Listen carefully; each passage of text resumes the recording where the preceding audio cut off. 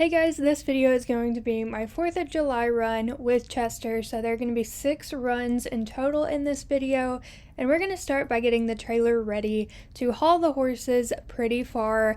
Even though everything's out west, everything is really far apart up here, so I am going to start by cleaning out the trailer, and you'll see me clean a lot of alfalfa up off the ground. That's because the horses had to stay in the trailer for like 30 minutes, maybe an hour during a thunderstorm. So I don't want them to get struck by lightning, so they hung out in the trailer and they got a lot of alfalfa on the ground during that. So that's why there's some alfalfa there.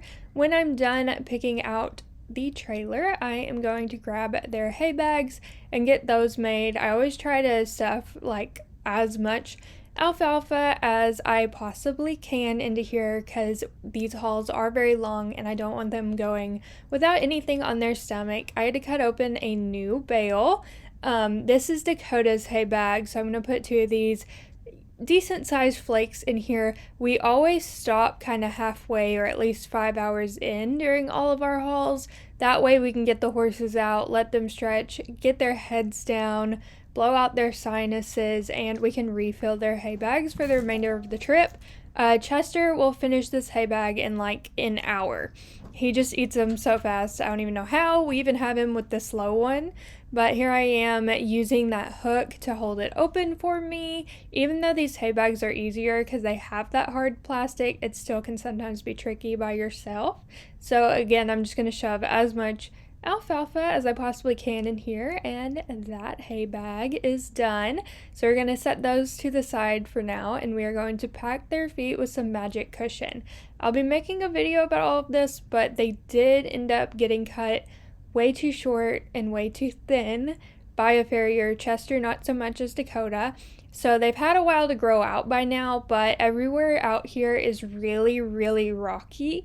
So I'm wanting to pack their hoofs and keep them comfortable, draw any like soreness out of there, anything like that. So I'm just using the normal magic cushion. I did eventually change to like the magic cushion extreme or performance, whatever it's called.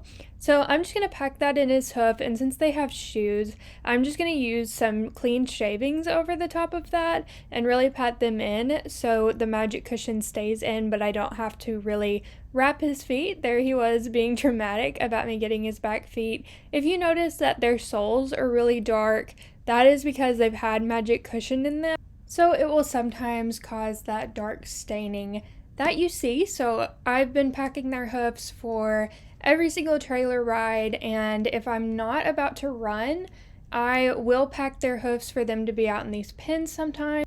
Because everything is so dry and hard out here, I don't want them getting sore just from standing on the ground like that. You're normally not going to find sand or soft dirt anywhere.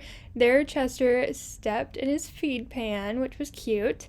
So I'm just going to continue doing this for all of his feet, and then we're going to move on to Dakota. And I only do 3 of Dakota's feet because right now he does have a pad on his front right hoof.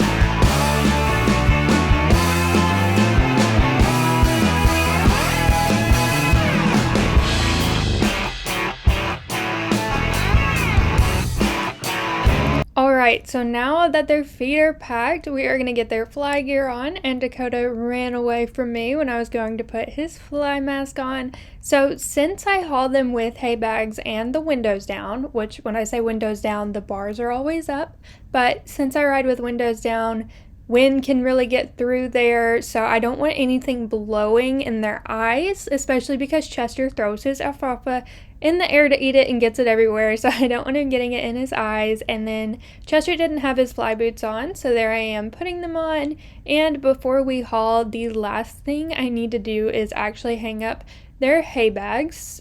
But before we can do that, I had to put shavings down, and this bag was huge and it was only like $6, so that was pretty crazy, but it was almost impossible to break up. It was so compressed, but these shavings are really, really fine and I like that. So it took me a minute to spread it because it was literally a brick. And then I'm going to hang up Chester's hay net first. Again, he gets the slow feeder because he eats really fast. And then Dakota has the more open hay net because he does not eat as fast.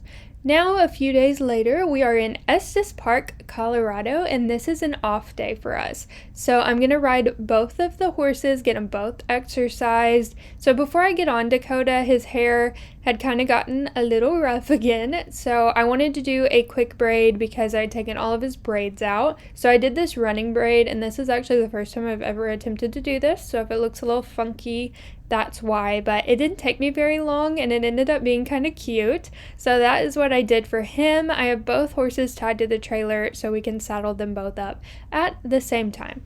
But before I do that, I am going to pick that dried out magic cushion out of their feet. I'm sure I could probably ride in it, but I'm no expert, so I wanted to get that magic cushion out and just make sure nothing else had snuck its way into their feet, since it had been over a day since I put this in there. And the horses had been liking Estes Park. It was really pretty. They had pretty big stalls, so that was nice. And this day was really nice to ride. There wasn't any rain or anything. So once I'm done picking the magic cushion out of Chester's feet, we're going to pick it all out of Dakota's feet. And I was honestly shocked at how well it stayed in there because I did only put the shavings over the top, and I don't have to pick out Dakota's last hoof because it has a pad on it, so nothing can get in there.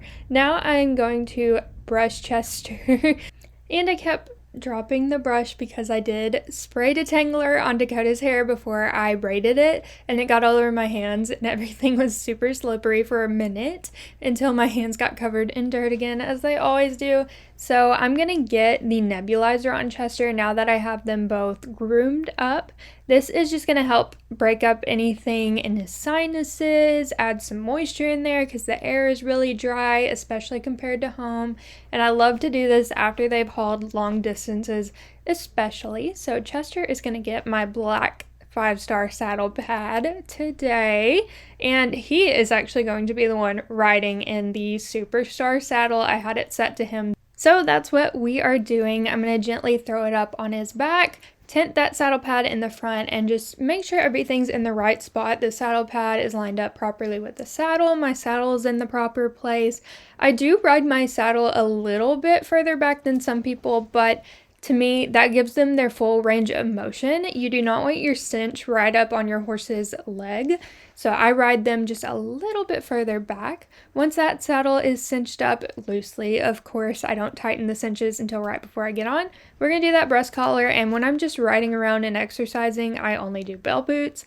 Dakota is going to get my white 5-star saddle pad, and he is going to get my brown saddle. There, I was shutting the tack room because I don't think I needed anything else out of it. I throw that saddle on lightly like I talked about and tint it in the front and move it in the back just to make sure everything is lined up good. And then I'm going to do his cinches loosely there. Not sure why he jumped. I didn't do that very hard or anything, I promise. I'm going to get that back cinch done, and we're going to do that matching breast collar. I do think it's cute that both saddles have their matching colored breast collar. I think it looks really nice. I'm going to make sure I don't have that braid trapped under there, and then he gets just some plain blue bell boots for today. Once Chester's done with that nebulizer, I'm going to put it on Dakota, but before we can do that, Dakota loves him some scratches. So I stood there for a while just really scratching on him because he really, really loves it, especially if you scratch under his mane. So once I was done scratching him, I was able to get that nebulizer off of Chester, which he was very thankful for. He really doesn't like it, but it really does help him a lot. I'm going to go rinse it out and then put it on Dakota. That way it's, cleaner and Chester's snot isn't all up in there. And once Dakota is done with the nebulizer, which takes about 10 or 15 minutes, I would say, we are going to walk to the arena. So all of these arenas are really, really Englishy. So different than what we're used to, but it was fine. There I'm taking a video of Dakota and a few pictures while I'm walking him.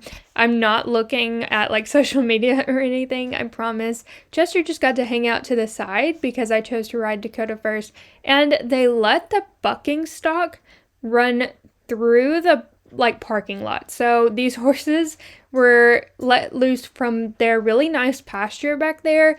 They ran them up the side in between these two arenas. You can see them all checking me out. And then they ran in front of the arena. Honestly thought some of them might come to join me, but they didn't. That one totally thought about it. And this way they could load them all up to be ready for the rodeo tonight, because there was a performance tonight that I was not in. I actually run tomorrow. So they got the stock in there, which is pretty exciting. Both horses were like, what the heck is happening? Should we be running? What are they running from? But I kept walking Dakota, and then I really just kind of asked him to be on the bit at a walk, and I walked him a lot, so I didn't trot him because of it's kind of a jarring motion, and I don't want to make him sore, especially since his feet were cut too thin. So I'm going to ask him to lope. I loped 4 laps with his head up, let him have it completely, and then now I'm going to lope, asking him to put his head down and be on the bit, pushing into the bit. It is not his favorite thing, I will say, but you can tell I'm not jerking him with my hands. I'm not pulling, insanely hard. I probably couldn't even force his head back if I tried. So this is like a take and release. So I'm going to pull just a tiny bit, like I'm wringing out a dish rag almost. And once he responds, I'm going to let him go. Once I was done loping, I only loped that way because this was my first time riding him in that pad. I've never had a horse with a pad on. He's never had one on. So once I was done loping, I just kind of walked him around, asked him to flex, really bend, and then I'm really going to pet on him as I walk him out, and now we are going to hop off. And are these mountains not the prettiest thing ever? It was so gorgeous to be able to ride here.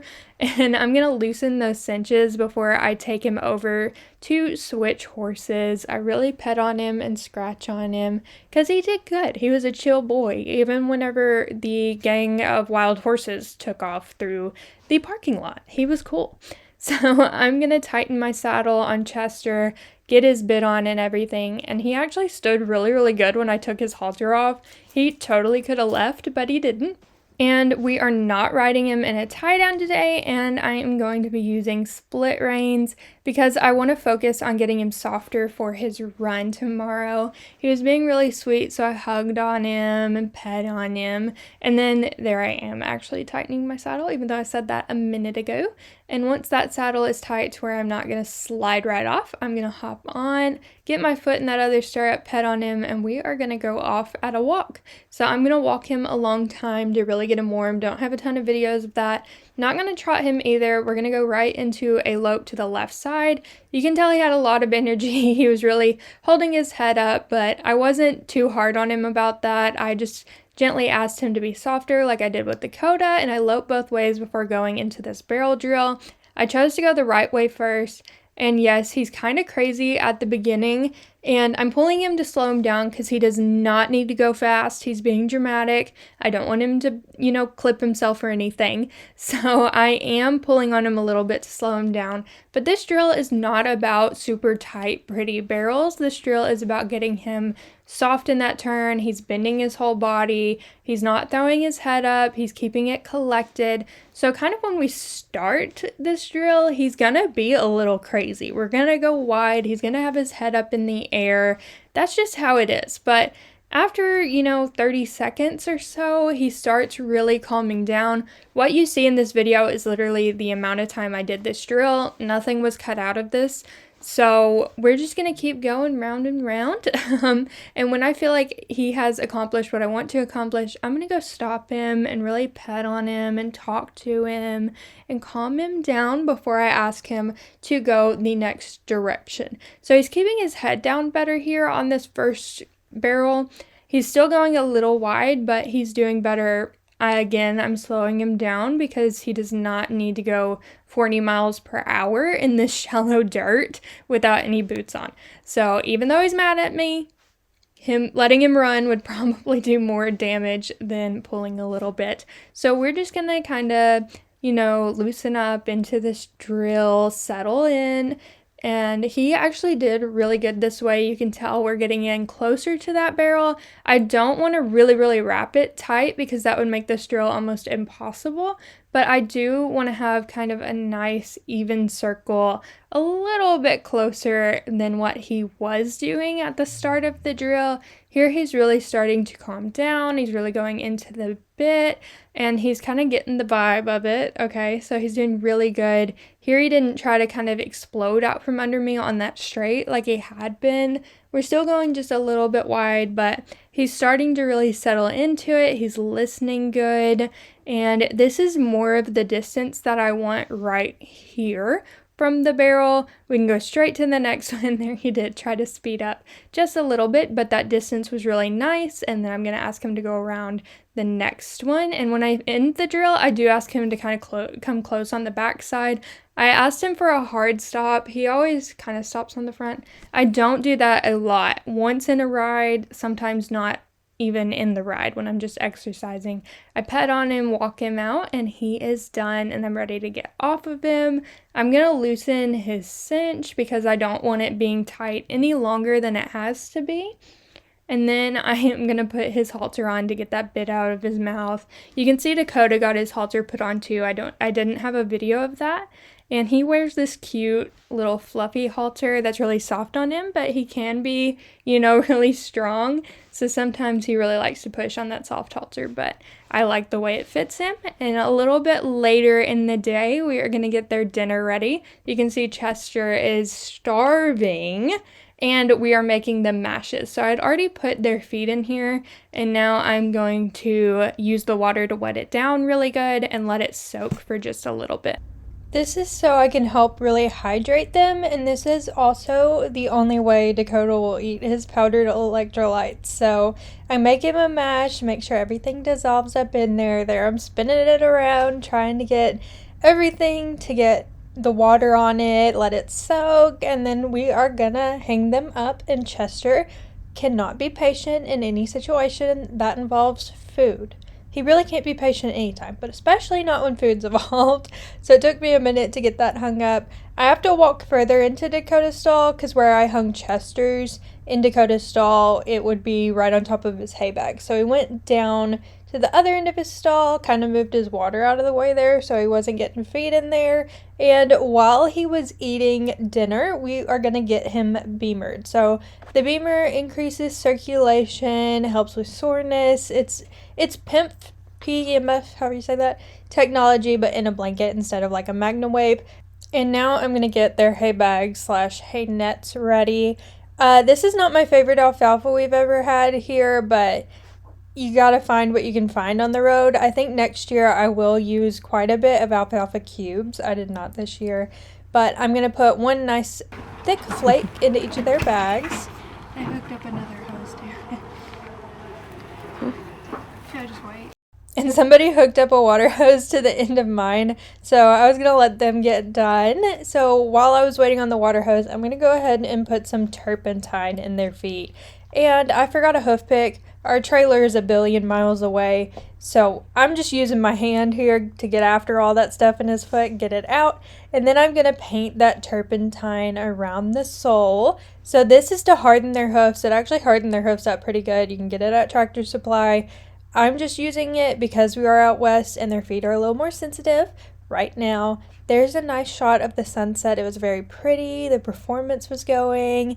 There, Dakota's looking out the door. Finally, my water hose was free. I really don't care that somebody else used it, but I ran over, soaked their hay bags or sprayed them down to get them wet, and then gave it to this guy that was waiting, and now we are going to hang up their hay bags. Chester was actually not as rude about his hay bag as he was about his feed. I just hung some hay string in the back of his stall to hang it to, and then this is where Dakota's bag had been hanging. I hang it kind of low because I don't really like them eating with their head up, and I think he would just break that board if his foot got caught in there. He also has another hay net in the back that he had not finished, so I didn't refill it up. And now we are going to put the beamer on Chester because Dakota got done with his little treatment, his little sesh, and get that going. While that beamer's going and he's enjoying his alfalfa bag, I'm going to do the turpentine on his feet as well to really harden them up and get them not so sensitive, because Colorado is like all rocks and so is Wyoming. So I don't need them to have soft feet out here, that is for sure. I am actually going to put a sweat on his legs. This is because I rode him. I don't want him to be sore for his run tomorrow. Not that I rode him very hard, but this is really just going to help him after those long hauls and a little bit of some riding. I'm going to put it on his front legs and then his hocks. Once that's on, I leave it on for 12 hours. We'll come rinse it off in the morning.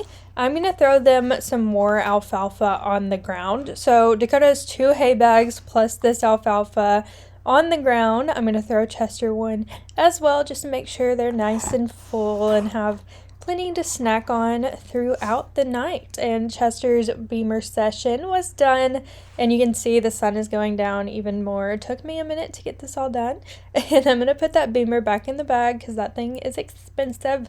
Okay, so this is the next day.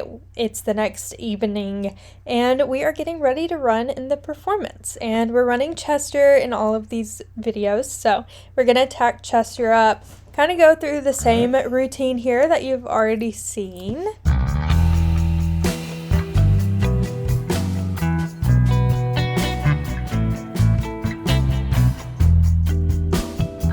After I had his saddle done, we're going to wait around just a little bit to go warm up, so I pet on him, and then it was time for our run. Combine rookie cowgirls in the nation.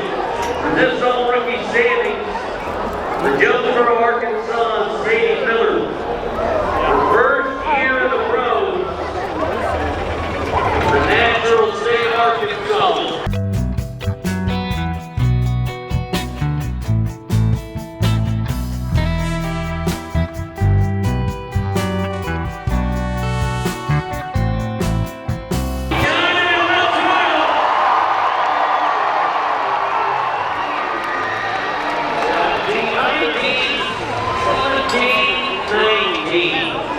Chester did so good. It was a performance which really aren't his favorite, but he really ran for me. He still had his earplugs in. I almost feel like they made him a little too chilled out, but now that we're done with our run, I immediately loosen my saddle, get him in his stall for a drink of water, some treats, and to get all of that tack off. And now we are in Dickinson, North Dakota.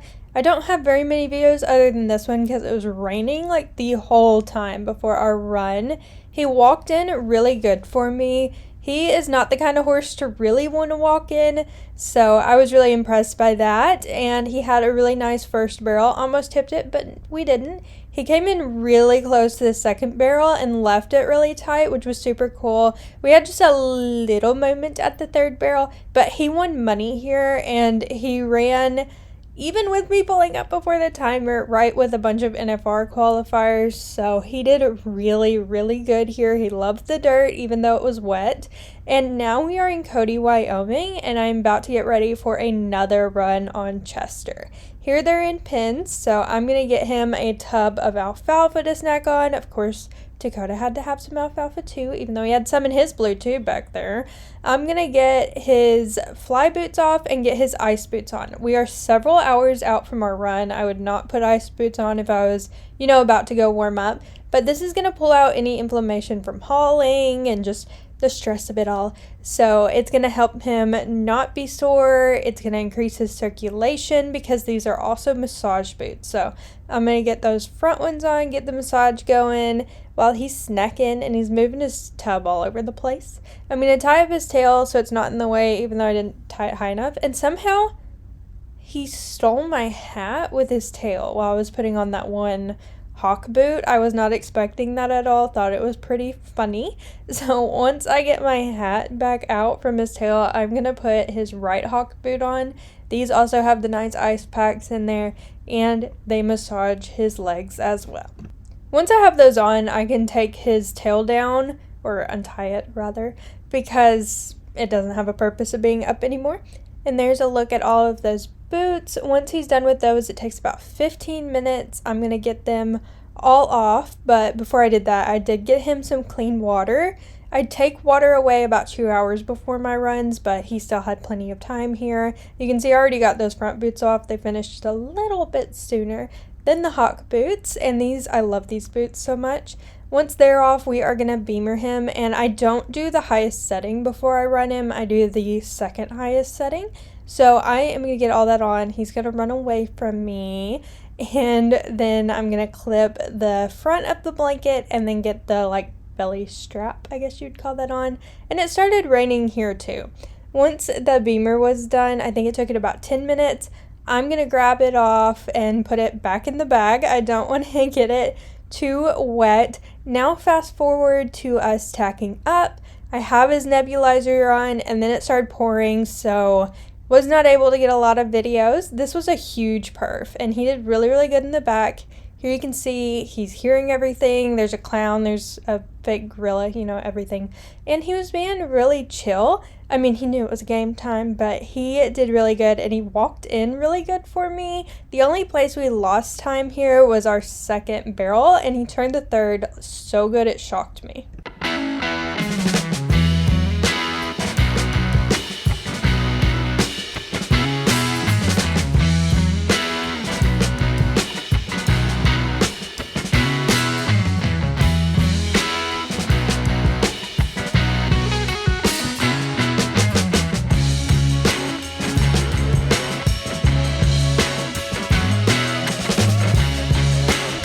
Now we are in Sheridan, Wyoming, and we are going to wash Dakota's hair because it really needed it. And just going to let you know, if you ever want to run at the rodeo in Sheridan, Wyoming, the parking is absolutely horrendous. There are not nearly enough stalls, and they were making us park on the road, especially for slack. So just keep that in mind. After I wet Dakota's hair, I'm going to get the shampoo in there, and I'm really going to scratch it in. I guess you would call the top of their mane their scalp. So I scratch and really rub it in everywhere, and then I'm going to rinse that out. I actually did not bring my purple shampoo with me on the road, so I just used the normal Cowboy Magic shampoo. I'm going to really, really rinse that out.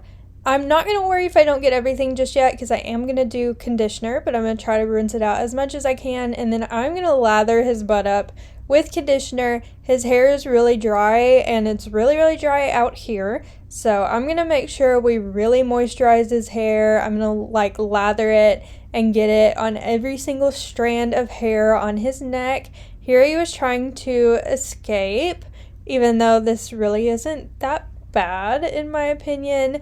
Now I'm going to rinse that conditioner out after I let it sit for I think 10 minutes. I let it sit a long time, and I'm going to make sure I get all of it off of the other side as well. And now it is time to braid it, and he turned the water on and scared me really bad, which was pretty funny actually. Now I'm going to brush his hair, get ready to braid. I do use elastics. He was trying to bite Chester too through the little thing here. I had Chester tied on the other side. I just do normal 3-strand braids on him. I'm going to do a little bit of some bigger braids this day. Sometimes I do a lot smaller, sometimes I do bigger. It really just depends, but he was moving his head all around just fine while I braided his hair. So I'm going to get those 2 braids done, and then we are going to cut forward a little bit after I have braided more of his hair.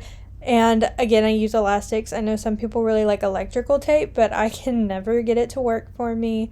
I know it's probably me and not the electrical tape, but I just prefer to use the elastics. And now I am on the last bit of hair. I never space these out really well. Like the first ones all look great, and then the end is just that tiny piece of hair. There he is in the stall babysitting my saddle pad while I am getting ready to run Chester in slack here in Sheridan. We were lucky enough to get 2 stalls. They were super, super hard, but I have stall mats, thankfully, so we made them really, really nice for the horses. You can see the cinder blocks and everything, so if you have a Buddy Sour horse, it's not the best setup, but it worked. I'm going to throw my saddle pad on, get my saddle up there, and I actually really liked the back numbers here. They have a little bull on them, which I think is super cute.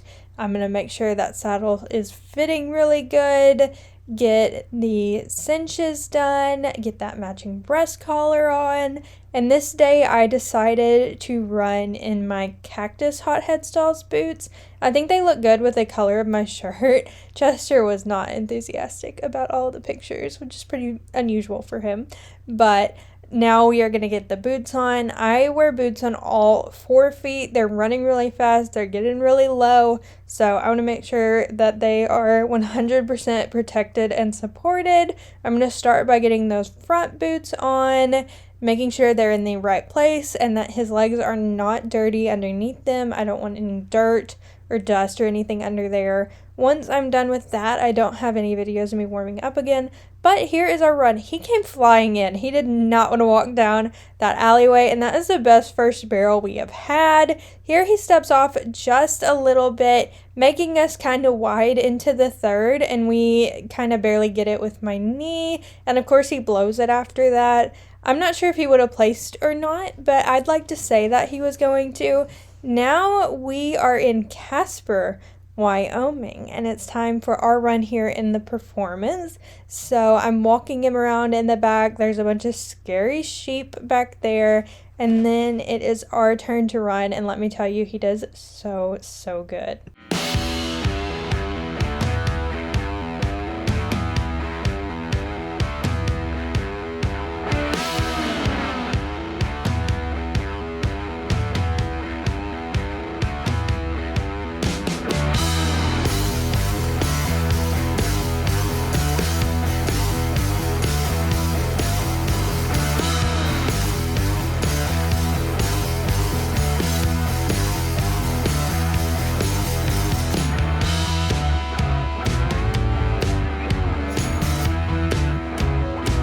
Oh my gosh, that run was so good. I almost cried when I heard the time because he just did so great, and he did not run in earplugs.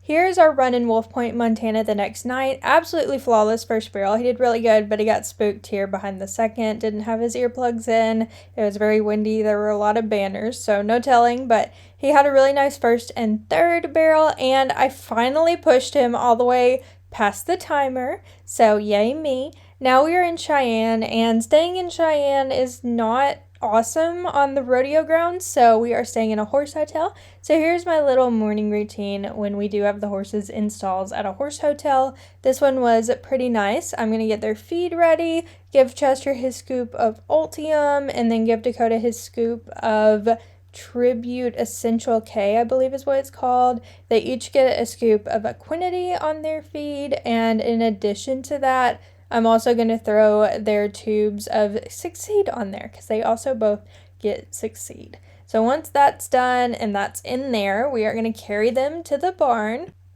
It is not that far of a walk, but it's still a little bit of a walk. Chester was so excited when he saw me. He had to talk and let me know. And I'm going to give him his feed first because he's a little more, I'm going to say aggressive, and he spooked at something, so thankfully he did not come through the door. They have a little run on the outside, so I think he must have saw something out there. While he's eating, I'm going to squeeze that tube of Succeed onto his feed. He always likes to eat it first. And then we are going to get Dakota his feed. I'm going to do the same thing, open the door. Thankfully, Dakota did not spook and try to run me over. Set his feed pan down and then get that Succeed in there for him to eat. And I always shut the door on him because he will literally escape if you give him the chance. So while they're eating, I'm going to go back and start getting their alfalfa. I did not have an open bale, so I'm going to pull this one all the way out. They've been going through a bale of alfalfa a day. So I'm going to get that out, get it moved where I can cut it and get it into a wheelbarrow. Before I leave, I do shut the stud wall though, and I'm going to go grab a small wheelbarrow just to make carrying the alfalfa easier. It's a lot heavier than grass hay or Bermuda hay. And I'm going to try my best to get about half a bale here into this little wheelbarrow. So I'm going to pull that whole half off, add another little flake, I feel like that was somewhat half of that bale, and cart it back over to the horses. By the time I've gotten the alfalfa, Chester's going to be done with his feed because he eats ridiculously fast. Dakota paces himself. See, there, Chester's already ready to see me, ready for the next snack. So I pet on him, and I caught him trying to eat the alfalfa over the stall door, but there, I think he knew he was videoing me. I'm going to get 2 flakes into his tub and set that outside in the run, and you can tell I'm making sure he comes outside with me because I left that door open so y'all could see, and I don't want him running you over. So I'm going to get that out there so he'll stay outside for a minute and eat. I'm going to walk back and we're going to do the same thing for Dakota. I'm going to grab the tub out of his stall, throw about 2 or 3 flakes in there, and get it in the outdoor run. They have like a nice little dry lot out there, and they have plenty of space to walk around and, stretch out. So now that they've got their alfalfa, I'm going to go grab a wheelbarrow, and this might be the biggest wheelbarrow I've ever seen in my entire life. I kind of liked it though. So I'm going to wheel that into their stalls, and we're going to start cleaning Chester's stall. He is really not too messy. He always pees right in the same spot, and it looks like he's been pooping outside, so I'm just going to get that pee spot really good, make sure all of those wet shavings are out of there. I really like these stalls because they have really nice mats in them. I'm also going to scoop up some of that dirty alfalfa just so he doesn't eat that because it's kind of gross. Once I get all the gross stuff out of there, I'm going to scrape the dry shavings down that he has kind of pushed over onto the wall to replace the shavings I took out. They mostly stay outside, so I'm not too worried about making their shavings super, deep for them. Now I'm going to go out in his run and pick it because I think he is standing out here all the time, and it was pretty gross. So I'm going to pick that all out of there so it's clean for him. He can come lay down out here. He can get comfy, anything like that, and not get covered in stains. Also kind of for my sake there, so I don't have to groom and wash all of those stains off of him. And this way it also keeps the flies down for them.